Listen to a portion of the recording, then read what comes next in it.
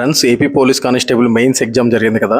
Exam రాసి వచ్చిన అనంతరం అభ్యర్థులు తమ యొక్క మార్కులు కీలు చూసుకున్న అనంతరం వచ్చిన స్కోర్లు చూస్తున్నారు. దీని తర్వాత అభ్యర్థులందరిలో ఒక విధమైన ఆందోళన ఉంటుంది అనమాట.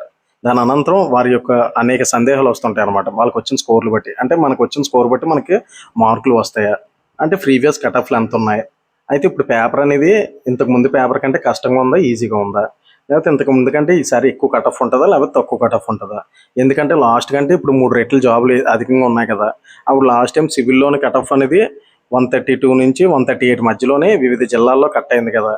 ఏపీఎస్పీ ఇంకా తగ్గి వచ్చింది కాబట్టి 120కి అలాగ వచ్చినాయి కదా లాస్ట్ టైం. ఈసారి కట్ ఆఫ్ ఎంత ఉండొచ్చు అని అభ్యర్థులకు అనేక సందేహాలు ఉంటాయి అన్నమాట. అంటే వాళ్ళకి వచ్చిన స్కోర్లు బట్టి అనమాట. అంటే అలా ఉండడంలో తప్పు లేదు. ఎందుకంటే ఎవరైనా క్యూరియాసిటీ అనేది ఎక్కువ ఉంటుంది అనమాట. బాగా చదివిన వాళ్ళకైతే ఇంకా ఎక్కువ ఉంటుంది అనమాట. ఎందుకంటే ఎగ్జామ్ మీద ప్రాణం పెట్టి చదివిన వాళ్ళు అయితే ఖచ్చితంగా మంచి స్కోర్లు చేసి ఉంటారు. ఆ వచ్చిన అభ్యర్థులు కూడా వచ్చినా సరే, ఎక్కువ స్కోర్ వచ్చినా సరే ఒక కొంత భయం అనేది ఉంటుంది అనమాట. అంటే మనకన్నా ఇంకా ముందు ఎవరైనా ఉన్నారేమో, లేకపోతే ఎవరైనా ఉన్నారేమో అలాగనే ఆ టైపు కొందరు ఉంటారు. కొందరేమో మనకి వచ్చిన స్కోర్ బట్టి మిగతా వాళ్ళు కూడా అంతే వస్తుందేమో అని కొందరు అనుకుంటూ ఉంటారు అనమాట. దీనికి సంబంధించి కట్ ఆఫ్ అనేది చాలామంది అడుగుతున్నారు అనమాట. కొందరు నన్ను అడిగారు నా సరౌండింగ్. అయితే కట్ ఆఫ్ నేను ఇంతకుముందు గ్రూప్ 2 మీద చెప్పాను ఫ్రెండ్స్. చాలా యాక్యురేట్గానే చెప్పాను. అది చూసుకోండి. ఎందుకంటే నాకున్న అనుభవాలు బట్టి చెప్పాను అనమాట. ఎందుకంటే ఎగ్జామ్ పేపర్ బట్టి, దాని యొక్క స్థాయి బట్టి కట్ ఆఫ్ అనేది ఎప్పుడు నిర్ణీతం అవుతూ ఉంటుంది అనమాట. అంటే పేపర్ అనేది టఫ్గా ఉందంటే కట్ ఆఫ్ అనేది తగ్గుతూ ఉంటుంది అనమాట.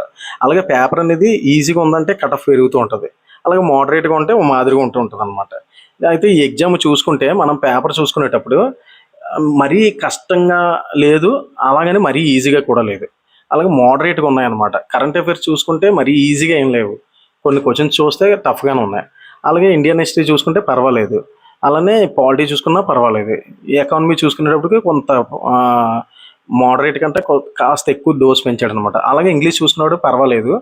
మ్యాథ్స్, రీజనింగ్ అదే అర్థమెటిక్ చూసుకునేటప్పుడు మాత్రం కొన్ని క్వశ్చన్స్ అయితే టైం ఎక్కువ తీసుకునేలాగా ఉన్నాయన్నమాట. అవి చూస్తున్నప్పుడు అంటే లెంతీగా ఉన్నాయి.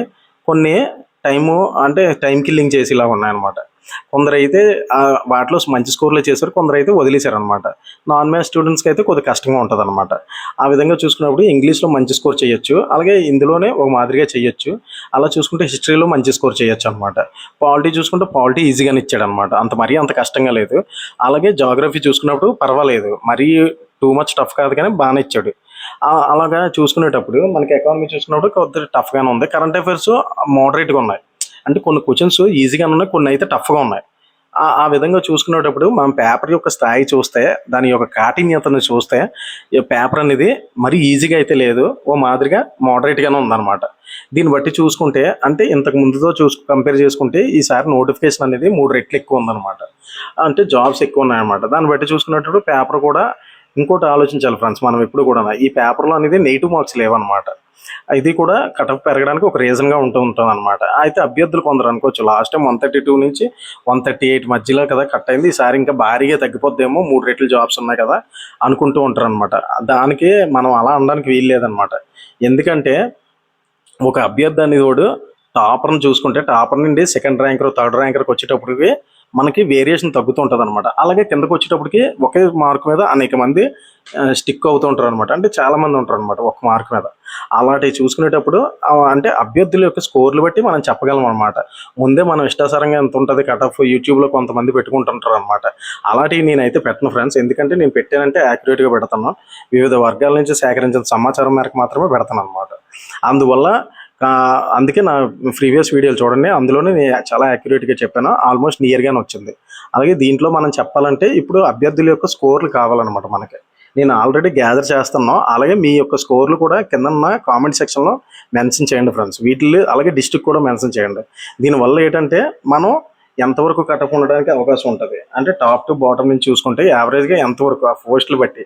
అంటే 3 రెట్లు ఉన్నాయి కదా, 6,100 పోస్టులు లాస్ట్ టైంతో కంపేర్ చేస్తున్నప్పుడు.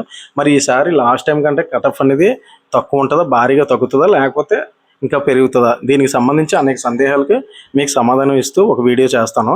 అందువల్ల మీ యొక్క స్కోర్లు మెన్షన్ చేయండి. ఈ పేపర్ యొక్క కాఠిన్యత చూస్తే మాత్రం మోడరేట్గా ఉంది. దానివల్ల కట్ ఆఫ్లు ఎలా ఉన్నాయని మనం చెప్పాలంటే అభ్యర్థుల యొక్క స్కోర్స్ అనేది దాన్ని బేస్ చేసుకొని మనం చెప్పాలన్నమాట. అందువల్ల మీ స్కోర్స్ అనేది పెట్టండి. దాన్ని బేస్ చేసుకొని ఖచ్చితంగా మీకు కట్ ఆఫ్ అనేది యాక్యురేట్గా నా లెవెల్ బెస్ట్ ట్రై చేస్తాను ఫ్రెండ్స్. దీనికి సంబంధించి నెక్స్ట్ వీడియో మనం కట్ ఆఫ్ మీద చేసుకుందాం.